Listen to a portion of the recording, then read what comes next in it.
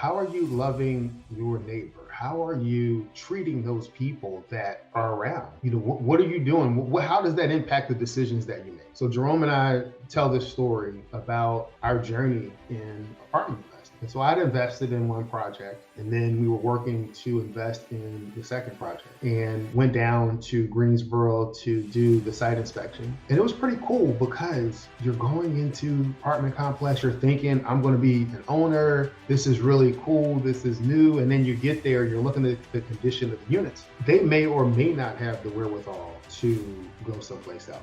But if you, as an owner of a property, if you have the wherewithal to buy the property, you have the wherewithal to do something better. You have the wherewithal to provide a decent place for people to live, or take the steps to evict them so that you can fix that place up. Don't let it get to the point where it was what we saw. It was far beyond anything that I would ever want to see. And I remember looking at Jerome and I said, hey, when we buy this place, we can't allow stuff like this to happen.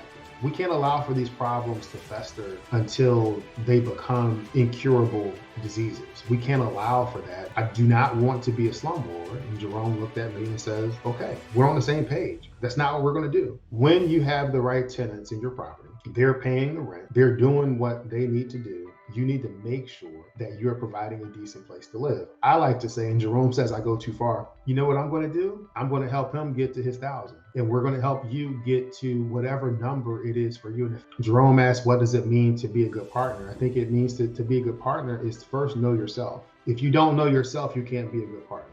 You have to know how you work. So when you have a good understanding of how you work, you have a good understanding of how you process information, how you like to communicate, how you like to be communicated to. What you see in the mirror right now is not the end of your journey. This is just a snapshot of who you are right now. And you start to think, who do I want to be? 5 years from now, when you're owning 25,000 units. Now, if you say, I'm a multifamily investor, I invest in workforce housing, and I'm looking for somewhere between 10 and 20 units, or 20 and 40 units, guess what you've just done? You've just connected with that person, but you've also deposited in their brain, in their subconscious. If they see something that's in the 20 to 50 range, or in the 10 to 20 range, what you've told them, then you may come to mind and they may be able to connect with you. Because, we think about referrals as, I'm just going to tell people that I'm in multifamily and they're going to call me. No, you have to be able to kind of dial down closer toward the niche of what you're actually looking for. You don't want people to think hard or long